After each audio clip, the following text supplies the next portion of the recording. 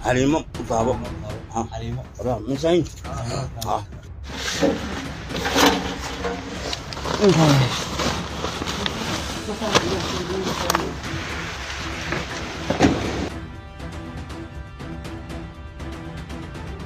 ስለዚህ የምርጫ ሂደቱ ይሄን ይመስላል። አማራ ክልል ላይ ምርጫ ያለ ብላችሁ እንዳትጠብቁ። ጠቅላይ ሚኒስትሩ ኢትዮጵያና የኛ ኢትዮጵያ የኔ ኢትዮጵያ ልበላት ሊስት አልገጥም ብላኛለች። ምክንያቱም የሳቸው ኢትዮጵያ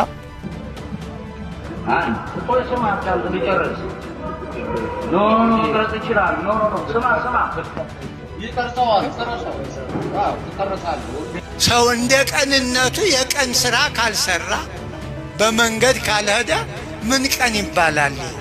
ከሱልልታ ልፍ ካሉ እየደነገጡ ካሁን ምን ይመጣ?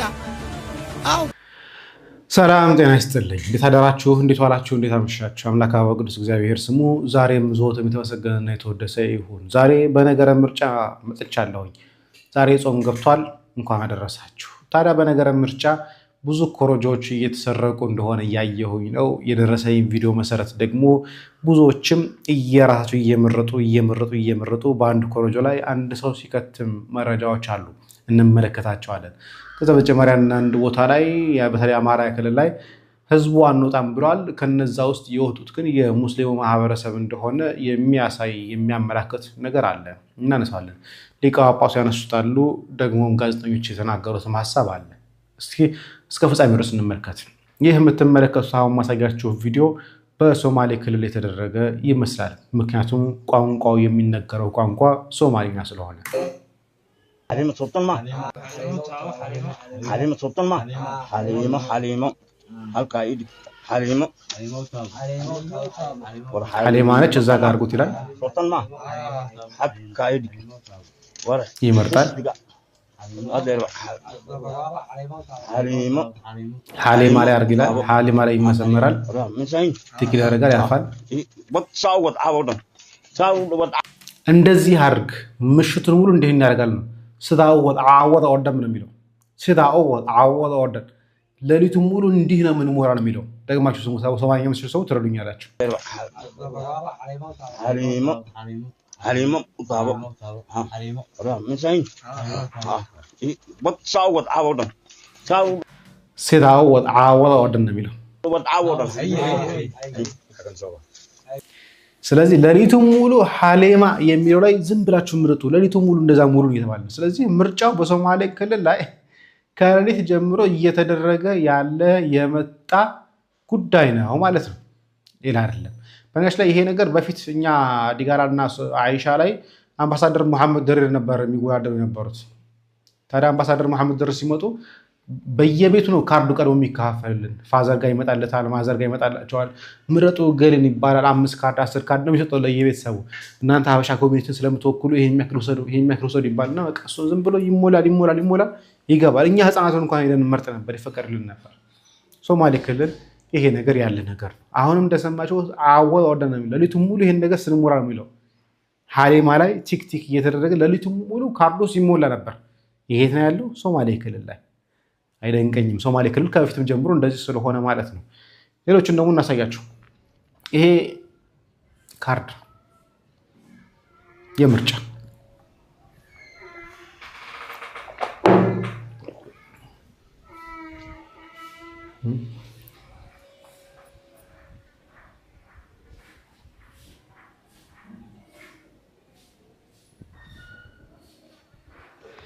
እንግዲህ ስንት ነው? 54 ሚሊዮን ሰው ነው ተመዘገበ የተባለው።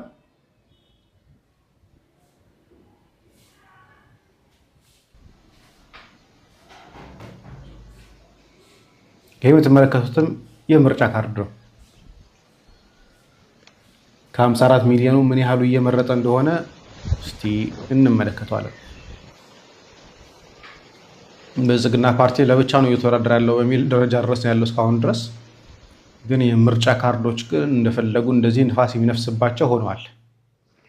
ይሄ የምትመለከቱት ደግሞ የአማራ ህዝብ አንወጣም ሲል በግዳጅ የሚሆን በምንም እንደምታዩት ወታደር ተከበው ነው ያሉት። ወታደር አስገድቷቸው ይመስለኛል። አብዛኛው የወጣው የሙስሊሙ ማህበረሰብ በሚያሳዝን ሁኔታ ላይ እንደምታውቁት ደግሞ በሙስሊም ማህበረሰብ ደግሞ በጣም ከፍተኛ የሆነ ቅስቀሳ ሲደረግ ነበር። በተለይ ወሃቢስቶቹ እንዴት አድርገው ሲቀሰቅሱ እንደነበር እየተመለከት ነው የምናውቀው ጉዳይ ነው።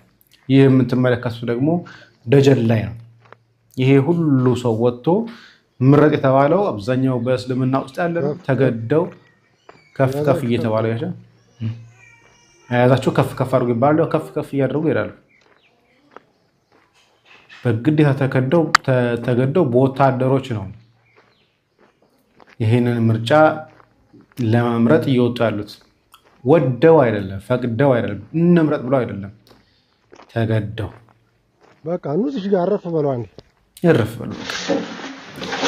ይሄ ደግሞ ሲቃጠል የሚያሳይ ነው የምርጫ ጣቢያ።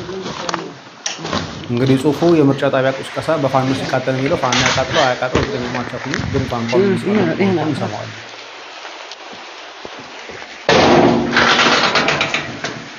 እስኪ ይሄን እንደምትመለከቱት ቢሮው ተሰብሮ እየተቃጠለ ያለ ጣል። እርግጥ አረንጓዴ ቢጫ ቀይ ያደረገው ይመስላል።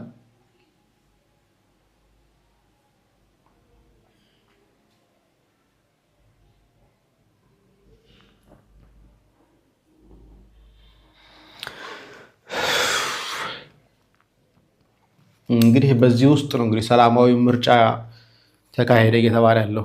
የምርጫ ቦርዷ ወደ 153 የምርጫ ጣቢያዎች ላይ አቃጥሎ ነው። ስለዚህ እንደዚህ ምርጫ እየተካሄደ ነው ማለት ይቻላል ወይ አይቻልም? እርግጠኛ አይደለሁም። እንቀጥል። ይሄን አማራ ክልል ያሉ አስፓልቶች ጥርቅም አድርገው ተዘግተዋል። እንደምታዩት አንድ ሰው ብቻ እግረኛ ነው የሚንቀሳቀስ ያለው። ስለዚህ የምርጫ ሂደቱ ይሄን ይመስላል። አማራ ክልል ላይ ምርጫ አለ ብላችሁ እንዳትጠብቁ። አማራ ክልልም ትግራይ ላይም እንደዚህ ከሆነ በጣም ከባድ ነው እውነት ለመናገር። መሰረት ሚዲያ አሁን ከደቂቃዎች በፊት ያጋራውም ጽሁፍ ጭምር እያየሁት ነበር። ዝም ብዬ ሃይላይቱን ላስቀምጥላችሁና እናንተ ፖዝ አድርጋችሁ ማንበብ ስለምትችሉ ማንበብ ትችላላችሁ ብዬ አስባለሁኝ። ይሄ እንግዲህ አሁን ነው ከደቂቃዎች በፊት ፖስት ያደረገው ስለሆነ ማለት ነው።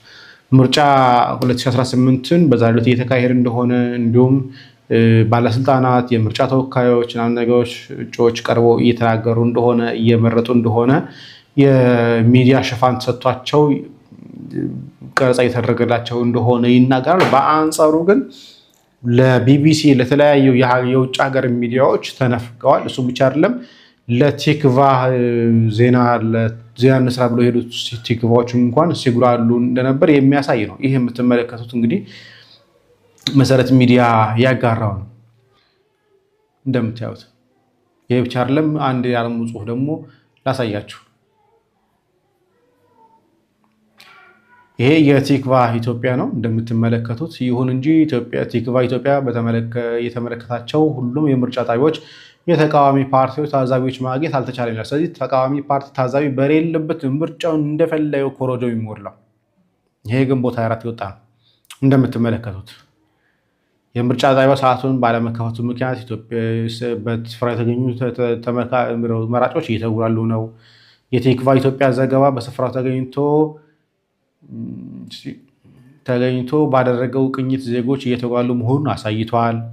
ቲክቫህ ኢትዮጵያ ባጅ የሌለውና አስተባባሪ ነው እያለ አንድ ግለሰብ የምርጫ ቦርድ ህጋዊ ባጅ ያደረገ ሪፖርተሮችን ከየት ሚዲያ ናቸው በማለት ስልክ በመደዋወል ሚዲያዎችን ሲያጣራ ተመልክተናል። ባጅ አላቸው ከምርጫ ቦርድ የተሰጣቸው ሊዘግቡ የመጡ ናቸው። ነገር ግን ባጅ ያላደረገ አንድ ሰው ግን አስተባባሪ በሚል ሳቤ ግን ጋዜጠኞችን እያጉላላ ነው። ይሄን ነው የምታዩት። አዲስ ስታንዳርድ በምርጫው ዕለት በመስክ ዘገባ ለመስራት አቅዶ ተዘጋጅቶበት የነበረ ቢሆንም ይህን ማድረግ አለመቻላችን ስንገልጽ በጥልቅ ሐዘን ውስጥ ነው ይላል። ይሄ ማለት እየተከለከሉ ያሉት ዘገባ እንዳይሰራ፣ ዜና እንዳይሰራ፣ ዜና እየሰራለ ኢቲቪ፣ ፋና እንደዚህ ምናምን ነገሮች የራሱ ሚዲያዎች ከዛ ውጪ ለቢቢሲ ለምናምን ተከልክለዋል በሚገርም ሁኔታ ላይ። ይህ ነው እንግዲህ አሁን ኢትዮጵያ ውስጥ ሰላማዊ ምርጫ አለ እየተባለ ያለው። አዲስ ስታንዳርድ በምርጫው ዕለት በመስክ ዘገባ ለመስራት አቅዶ ተዘጋጅቶ የነበረ ቢሆንም ይህን ማድረግ አለመቻሉን ስንገልጽ በሐዘን ውስጥ ነው። ይህ የሆነው ኢትዮጵያ መገናኛ ብዙሃን ባለስልጣን አዲስ ስታንዳርድን የምዝገባ ምስክር ወረቀት መሰረዙን ተከትሎ የወሰደው ኢፍትሐዊ እርምጃ ምክንያት ነው እያለ ይዘግባል። በጣም በሚያሳዝን ሁኔታ ላይ ኢትዮጵያ ውስጥ መቼም ቢሆን ፍትሐዊ ምርጫ እንደማይኖር የታወቀ ነው። እስኪ ሊቀ ጳጳሱ ጋር እንምጣ። መቼም ቀን ሲከፋ ቀኑ ሌሊት ይሆናል። ቀን ሲከፋ ሰው እንደ ቀንነቱ የቀን ስራ ካልሰራ በመንገድ ካልሄደ ምን ቀን ይባላል? ክፉ ቀን የሚባል ይሄ እኮ ነው። ክፉ ቀን ቀኑ ያው 12 ሰዓቱ አይደለም። አዎ ሰው እንደ ልቡ ካልተንቀሳቀሰ ዛሬ እኮ ሰው በቀን አይሄድም እንዴ? ምናየው አይደል? ጭምዬ አዲስ አበባ ብቻ ናት እንግዲህ ብዙ ምዕመናን እኛም አናውቃችሁ እግዚአብሔር የሚያውቃችሁ ብዙ ቅዱሳን አላችሁ። በእናንተ ሌሎችም ብዙ አባቶች ቅዱሳን አሉ። እንደው ይችን ከቦ ይዞልናል። በእውነት ምየ ነው ምላት እኔ አዲስ አበባ ምየ ይህን ሁሉ ከአራቱ ማዕዘን የመጣው ምንም ልብስ የሌለው ራቁቱን መጥቶ የሚለብስባት ጫማ የማያውቅ ጫማ ያረገባት ብር ያልቆጠረ ብር የሚቆጥርባት ጎጆ የሌለው ፎቅ የሰራባት ምየ አዲስ አበባ አይደለችም? እስቲ እንደው እልል በሉላት ምየ አዲስ አበባ በእውነት። አዎ እንጂ ሌላውማ የምታዩት አይደል? ወጣ ካሉ ከሱልልታ ልፍ ካሉ እየደነገጡ ካሁን ምን ይመጣ? አዎ መኪና ሙሉ ሰው ተይዞ ይከዳል። መኪና ሙሉ ሰው የት እንደወደቀ አይታይም። ቤተሰብ ጠይቃለሁ ብሎ ሲሄድ ቤተሰቦቹ ስንት ሰዓት ትደርሳለህ እበሩ ቆሞ መጣ ቀረ ሲሉ ጠፋ። አቤት አቤት እንዴት ያሳዝናል በእውነት። እናት አባት ቢሞት ሄዶ አይቀበር፣ ሰርግ አይሰረግ። ከዚህ በላይ ክፉ ቀን አለ? ዘረኛ ሁኖ አይጸለይም እንዴ? ፖለቲከኛ ሁኖ እግዚአብሔር ፊት አይቆምም። ፖለቲካ ማለት ምን ልበላችሁ እኮ ግራ የሚያጋባ ነገር ነው። አዎ ግራ የሚያጋባ ነው። ዛሬ በዓለም ስታው ሰማዩ ምድሩ ግራ ያገባው ባህሩ ሰው ውሎ የማይገባበት ዝም ብሎ እኔ ብቻ እንዴ ሰው ብቻውን ሊኖር ይችላል? እንዴት ሆኖ በማን ላይ እንዴ? እና ጸልዩ ለክፎች። እንግዲህ እንደሰማችሁት ነው ኢትዮጵያ ከሱሉልታ ማለፍ ማይቻልባት ሀገር ሆናለች። ዋናዋ እየለማችም እየሰባች ያለችው አዲስ አበባ ነች። ታዲያ ይህን ነገር ጋዜጠኛውም ደግሞታል። ላሰማል። ጠቅላይ ሚኒስትሩ ኢትዮጵያና የኛ ኢትዮጵያ የኔ ኢትዮጵያ ልበላት ሊስት አልገጥም ብላኛለች። ምክንያቱም የሳቸው ኢትዮጵያ 4 ኪሎና አካባቢው ላይ ነው የሚያዩት። ታምራለች። አንዳንዴ ለጋር ድረስ ልትሰፋ ትችላለች፣ አንዳንዴ ፒያሳ ድረስ ልትሰፋ ትችላለች። ኢትዮጵያ ማለት ግን እሷ ብቻ ነች ወይ ነው? እሳቸው የሚያስቧት ኢትዮጵያ እቺ ብቻ ናት ወይ? አይ ነው ጎርጎራ ይሉሃል፣ ወንጪ እንደዚህ ኮይሻ ይሉሃል። ይሄ ብቻ ነው ወይ ኢትዮጵያ? መንግስት ሲያስብ ስለ አጠቃላይ ዜጋው ነው ማሰብ ያለበት። ከጥራት ከውበት በፊት ፍትሃዊነት ይቀድማል። ፍትሃዊነት ማለት ምን ማለት ነው? እንበልና 100 ብር ካለ እጅህ ላይ 5 ልጆች ቢኖሩ አንድ ልጅ ለማብላት 20 ብር የሚያስፈልግህ ቢሆን ሁለቱን ልጅ አስርበህ ለአንደኛው ልጅ 60 ብር ሰጥተህ ኳሊቲ ምግብ ወይም ጣፋጭ ምግብ እንዲበላ ብታረግ ፍትሃዊነት አይደለም። ሁለቱ ልጆች በረሃብ ገለህ ማለት ነው አንዱን ልጅ ጣፋጭ ምግብ እንዲበላ ምታረገው።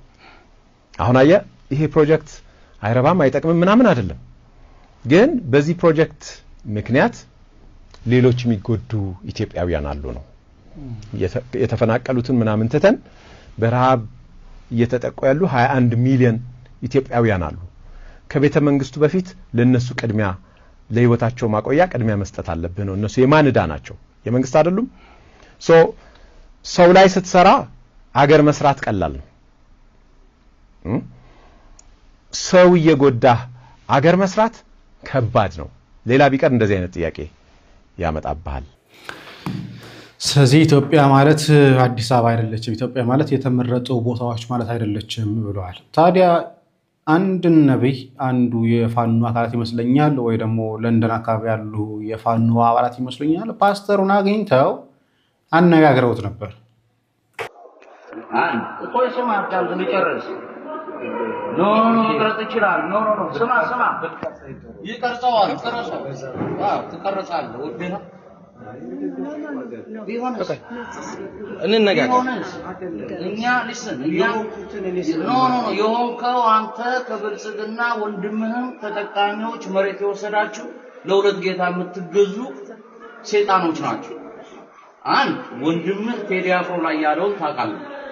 እሱ ነው ስተቱን አንተ ነው የምትነግረን። አንተ ሄደህ ለአብይ አህመድ ጸልየህ አማራ ግደል ጨፍጭፍ ጎበዝ ነህ ዘላለም ግዛን ብለህ የመጣ ባንዳ ያማራ ባንዳ ነው። ባንዳ ነህ ገዳያችን አንተ ከአብይ አህመድ በላይ ዘመዶቻችን ያለቁብን ሰዎች ነን። አብይ አህመድ ያንተ ዘመድና ቢያልቅብህ አብይ ቴዲ አፍሮ ከወንድሙ ጋር መሬት ወስዳ ታስወቅስም ነበር። ሳንጮህ እናንተ የእግዚአብሔር ሰዎች ናቸው አይደል?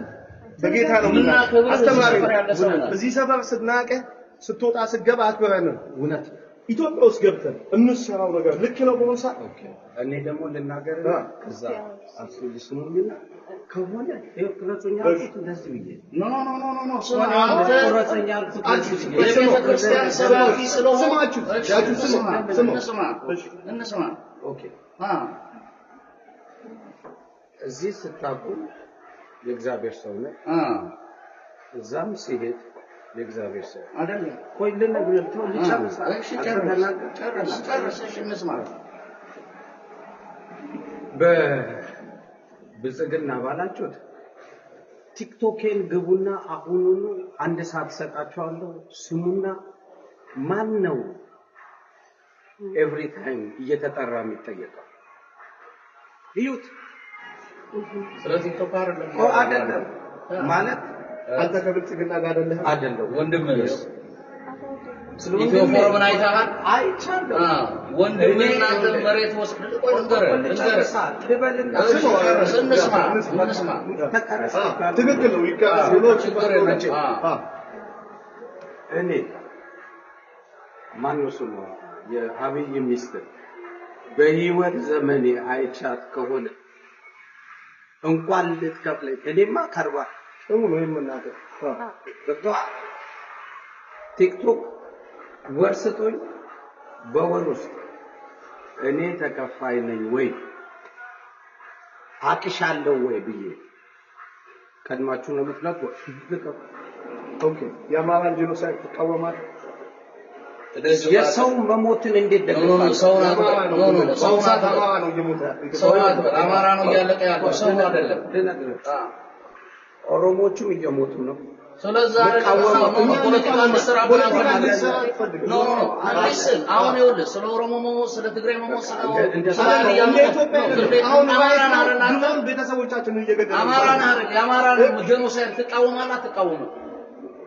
እንዴት ሰው መግደልን ሰው ማለት አማራ የሚባል ሰው ከኢትዮጵያ መጥፋት አለበት ብሎ በመሬት በሰማይ አውጆብናል። የዘር መጥፋት አንተ ፓስተሮቹ የሚያደርጉትን ስራ ትቀበላለህ? እንደ ፓስተር አንተ አፖስቶል ነህ። እውነቴን ነው የምልህ በደንብ ትቀበላለህ። በእግዚአብሔር እዚህ ስትመላለስ የማከብር ሰው የነበርክ ሰው ነህ። እኛ ይሄን ዋጋ የምንከፍለው ቤተሰቦቻችን እየሞቱብን። እውነቴን ነው የምልህ እኛ ይኸውልህ አሁን መብታችንን ተጠቅመን በነፃነት ነው እንጂ የምንኖረው ልናሸማቀቀው የምን አይደለም። ነገሩን ነው የምልህ አባባሌ ህጋዊ ነገር ነው የምንጠይቀህ እዚህ ማለት ነው። ይሄ ህዝብ እየጠፋ እንዲያደርጋችሁ ህዝቡ ሲሞት ይሄን ሁሉ ስራ ሰርታችሁበት በጌታ ያስጨፈናችሁ ህዝቡን እያስጨፈጨፋችሁ እናንተ ዲጂ ትኖራለህ። አብይ አህመድ ሲወቅ First of all, ሁላችንንም አንድም ማድጋ ውስጥ አትክተት። ስለገባችሁብን ቆል ነገር ብዙ የምናከብራቸው ስቲል ፓስተሮች እንግዲህ እንደተመለከታችሁት ሲያጫንቁት ፓስተሩን ይመለከታል። ከዚህ በኋላ የምንመለከታቸው ሁለት ነገሮች ናቸው። በየትኛውም በኩል ይሁን ሰው እንዲሞት ከምደግፍ ሰው አይደለሁኝም ላኳቸው። በተለይ አማራ ክልል ላይ የሞት ያለው ግን ሆን ተብሎ የጭፍጨፋ በተለይ ትግራይና አማራ ክልል ላይ የተደረገው ሆን ተብሎ የዘር ማጽዳትና የሃይማኖት ኦርቶዶክሳውያን መጨረስ ነው ሐሳባቸው መገናቸውም እሱ ስለሆነ እኔ ደጋግሜ ሁሉ ተናግሬያለሁኝ። ወደ አርሲ ልምጣ። አርሲ ላይ ትናንትና ሁለት ሰዎች እንደተገደሉ እየሰማን ያለ ነው። ነገር ግን ይህን ላስቀድምላችሁ እባካችሁ። ይህ ቪዲዮ የሚደርሳችሁ ሰዎች በሙሉ ሼር እንድታደርጉልኝና ለሚመለከተው አካል እንዲደርስልኝ እፈልጋለሁ። እሱ ምንድነው ስለ አርሲ ተፈናቃዮች ነውና የአርሲ ተፈናቃዮች በዚህ ሰዓት ላይ ከደረሰባቸው ግድያ፣ ከደረሰባቸው መጨፍጨፍ፣ ከደረሰባቸው ሀብት ንብረታቸውን ከማጣታቸው በበለጠ አሁን እየደረሰባቸው ያለው ነገር ከባድ ነው። እሱ ምንድነው መሰላችሁ? ከሞት የተረፉት ሸሽተው ወደ ሌላ ቦታ ተሸሽገው ያሉ አሉ። ሀብት ንብረታቸው በሙሉ ተቃጥሏል፣ ወድሟል፣ ተዘርፏል ማለት ነው። ቤት የላቸውም፣ የሚለብሱት፣ የሚበሉት፣ የሚጠጡት ምንም ነገር የላቸውም። በዚህ ሰዓት ላይ መንግስት ተመልሰው እንዲቋቋሙ መድቦላቸዋል፣ ባጀት መድቦላቸው ቤት እንዲሰሩ ምናምን ታስቦ ነበር ማለት ነው። ግን የወረዳው ካቢኔ ምንድነው እያደረገ ያለው? ቤታችሁ እንዲሰራላችሁ የምትፈልጉ ከሆነ ይሄን ያህል ትከፍላላችሁ የሚል ብር እየጠየቃቸው ነው ያለው። እንግዲህ እነኚህ ሰዎች ሀብት ንብረታቸው ተቃጥሎ ወድሞ ተዘርፈው ነው ተሰደው የተረፉት ሄዱት። ቤተሰቦቻቸው ተገለውባቸዋል። ብቻቸውን የቀበሯቸው ናቸው። ያልተቀበሩም እንደዛው አሉ። በዚህ ውስጥ ያለን ህዝብ መንግስት የበጀተውን ባጀት እንኳን ላለመስጠት ገንዘብ መክፈል አለባችሁ ቤታችሁ ተመልሶ እንዲሰራ የሚል ጥያቄ ነው እየተጠየቁ ያሉት። ደሞም እያረሱ ያልሆኑት መሬት ያደረን መሬት ግብር እንዲገብሩ በግዳጅ ያለበለዛ ትታሰራላችሁ የሚባል ቤታችሁን ካልሰራችሁ ትታሰራላችሁ፣ የመሬቱን ግብር ካልገበራችሁ ትታሰራላችሁ ነው የሚባሉት። እነኚህ ሰዎች እንዳልኳችሁ ምንም ነገር የሌላቸው ናቸው። ተፈናቅለው በየከተማ በየጎዳና ተዳዳሪ ሆነው ያሉን ህዝብ መሬታችሁን ካልገበራችሁ የመሬቱን ግብር ካልከፈላችሁ ትታሰራላችሁ፣ ቤታችሁን ደግሞ መልሳችሁ ካልሰራችሁ ትታሰራላችሁ ነው። መንግስት የበጀተውን በጀት ግን ካቢኔው በልቶታል ማለት ነው። ለራሱ በልቶት ይሄ ህዝብ ከየት አምጥቶ ቤቱን ይስራ? አልፈው ተርፈው ደግሞ ምንድነው እያደረጉ ያሉት? ዛሬ ለሚደረገው ምርጫ ድግስ እንዲደግስ በሌለው ከየት ያምጣው ይሄ ህዝብ? ድግስ መደገስ አለብህ እየተባለ ነው። ስለዚህ ማንኛችንም ኢትዮጵያውያን የሆንን ሰብአዊነት የሚሰማን ለዚህ ህዝብ ድምጽ ልንሆነው ይገባል። እውነት ይሄ ነገር ለመንግስት መድረስ አለበት። በጀቱ እንደተበጀተ እናውቃለን። በጀቱ ግን አንድም እንጥፍጣፊ ነገር በህዝብ ጋር አልደረሰችም። ካቢኔው በልቶታል። ከዛ ህዝቡ በራሱ እንዲሰራና ከዛ በኋላ እኛ ሰራን ሊሉ ማለት ነው። በራሱ ገንዘብ የሰራው ነው። ታዲያ ህዝቡ ከየት አምጥቶ ገንዘቡን ከየት አምጥቶ ይስራው? በነገራችን ላይ ካቢኔው ራሱ አይደል እንዴ መንግስት ይላካል። ካቢኔው ራሱ የሰበሰበው አይደል መንግስት ነው። ፓርላማ ላይ የሚሰበሰበው ነው መንግስት ነው። ካቢኔ ላይ የሚሰበሰበው ነው መንግስት ነው። ሌላ የለም። ትናንትና በሆንቆሎ ዋቤ ወረዳ ላይም ሁለት ሰዎች ተገለዋል። በነገራችን ላይ አንደኛው ንጉሱ ማንደፍሮና በቀለ ኃይለ ሚካኤል የተባሉ ሰዎች በጩቤ ከወጓቸው በኋላ መሻለ በጥይት ነው ገለዋቸው ሄዱት። ስለዚህ አርሲ ላይ ጭፍጨፋው እንደቀጠለ ነው። ፎቶዎችም ታይኮኛል፣ ግን እዚህ ጋር ማውጣት አልፈለኩኝ። ለጊዜም ቢሆን በደንብ እያጣራሁኝ ያሉት ጉዳዮች ስላሉ እነሱን በደማጣራ ቻለው በሰፊው መጣበታለሁ። ሌላኛው አንድ የአርሰናል ጉዳይ ተነስቶ ነበር። ታዲያ ይህን ነገር መመራችን ዮርዳኖስ አበበ እንደዚህ ብለዋል። አመት እኮ ነው ታግሼ ዋንጫ እስኪበላ 22 አመት እኮ ነው ታግሼ ዋንጫ እስኪበላ 22 አመት ዋንጫ እስኪበላ የጠበቀ ደጋፊ እስኪ አስቡት። ይሄን 22 አመት እንዲያው ትኩር አድርጎ ጸሎት ብንጸልይበት ኑሮ የት እንደርስ ነበር? ንስሐ ብንገባበት ብንቆርብበት ኑሮ የት እንደርስ ነበር? ስንቶቻችን ያበላሽ እና ለስጋዊ ነገር ለማይረባ ስጋዊ ነው። ለምሳሌ ደሞዝ ለማግኘት እንኳን ቢለፋ አንድ ነገር ነው። የሆነ ነገር አግኝቶ እናንተ ተጠቅማችሁ ከናንተ በኋላ ያሉ ሌሎች ሰዎች የምትጠቀሙበት ደሃ እየተራበ የሆነ ምንም ነገር የማይረባ ነገር ለማየት መክፈል እንኳን ከባድ እኮ ነው። አንዳንድ ጊዜ በነገራችሁ ላይ ይውላችሁ አንድ ጓደኛዬ ጋር ስንንቀሳቀስ ሻይን ጠጣ ወይ ወዲያው ነው ጭንቅላቱ ላይ ምን ይመጣል? አይ ልብ በሉት ሻይውን ገብቶ ቢጠጣ ኖራለሁ ነገሩኝ። ግን ወዲያው ጭንቅላቱ ላይ ምን መጣ? አይ እቺ ሻይ ዋጋ ዳቦ ቢገዛበት የተራበ ሰው ትይዝ ይሆናል እኮ አይ እዳ እንዳይሆንብን ይቅርብን ተው። የሚገርመው ዛልፍ ብሎ ግን ከዛ በላይ የሆነ መጽሐፍ ተገዛ ዋጋው ያማ የዘላለም ሕይወት በውስጥ ያለው ያማው ግን እውነት ለመናገር እንታ መምህር ወልዳ ባለቃ ወልዳ አንድ ያሉት ነገር አላቸው አይደለም የአርጋኑን ጸሎታቸውን በእንተ ስማ ለማርያም ስላቸው ሰጥት ይንታ አላቸው። እንግዲህ የትርጓሜውን የሰሩት የጥንቱን ነው ነገራቸው የዛሬ 250 ዓመት የነበሩ ናቸው። ይንታ ተቆርጧል። እንግዲህ እናንተ መምህር ዮርዳኖስ የሚያስተላልፉበትን ዝክረ ቅዱሳን የሚናገሩበትን ትምህርት ገብታችሁ ተከታተሉት። የዛሬ ዝግጅት ይሄን ይመስል ነበር። ሀገራችንን በጣም መለወጥ እንችል ነበር፣ ነገር ግን አልሆነልንም፣ አልተሳካልንም። የቀን ጉዳይ ስለሆነ ብዙ ጊዜ የሚያቆየን ግን አይመስለኝም። በእንደዚያ አካሄዳችን ከሆነ ብቻ እግዚአብሔር ያውቃል። ሀገራችን ኢትዮጵያን ይጠብቅልን፣ ሰላም ያድርግልን። ቸር ቆዩልኝ።